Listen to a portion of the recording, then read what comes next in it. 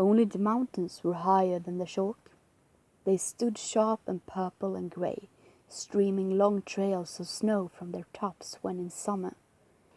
Brides of the sky, Granny Aching had called them once, and it was so rare that she ever said anything at all, let alone anything that wasn't to do with sheep, that Tiffany had remembered it. Besides, it wasn't exactly right. That's what the mountain looked like in the winter, when they were all in white and the snow streams blew like vials. Granny used old words and came out with odd, old sayings. She didn't call the downland chalk. She called it the world. Up on the world the wind blows cold, Tiffany had thought, and the word had stuck that way. She arrived at the farm. People tended to leave Tiffany alone. There was nothing particularly cruel or unpleasant about this, but the farm was big and everyone had their jobs to do, and she did hers very well, and so she became, in a way, invisible.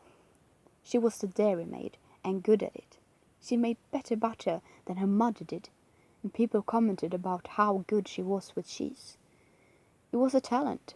Sometimes, when the wandering teachers came to the village, she went and got a bit of education, but mostly she worked in the dairy, which was dark and cool.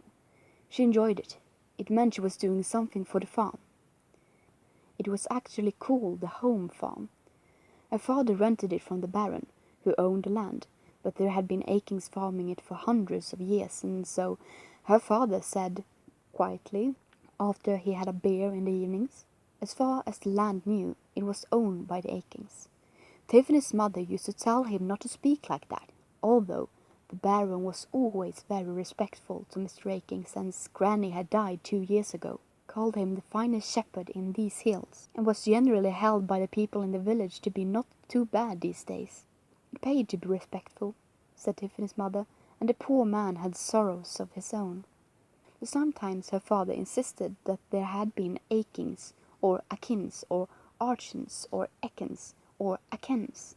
Spelling had been optional, mentioned in all documents about the area for hundreds and hundreds of years. They had these hills in their bones, he said, and they always been shepherds. Tiffany felt quite proud of this, in an odd way, because it might also be nice to be proud of the fact that your ancestors moved around a bit too, or occasionally tried new things. But you got to be proud of something, and for as long as she could remember, she'd heard her father, an otherwise quiet, slow man, make the joke. The one that must have been handed down from Aching to Aching for hundreds of years. He would say, "Another day of work and I'm still aching." Or, "I get up aching and I go to bed aching." Or even, "I'm aching all over."